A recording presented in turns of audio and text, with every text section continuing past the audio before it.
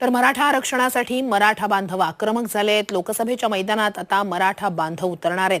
फक्त बीडमधून 3400 मराठा बांधव लोकसभा निवडणूक लढवू शकतात असं मनोज जरांगेंनी सांगितलंय। मराठा बांधवांनी लोकसभा निवडणूक लढवू नये, तर आरक्षणाला आडवा आला त्याला आडवं करा अशी विनंती विरोधी पक्षनेते विजय वडेट्टीवार यांनी केली आहे।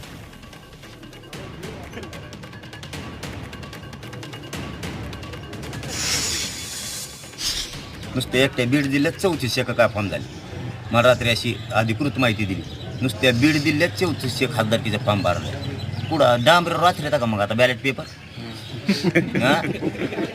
आता नाही का तुम्हाला शाळात बसन का ते? आता एखाद्या केंद्रात एखाद्या 3 केंद्र असतील एखाद्या गावाला, वस्तीवर एक, दुसऱ्या वस्तीवर एक आणि एक गावात आहेत का शाळा? आता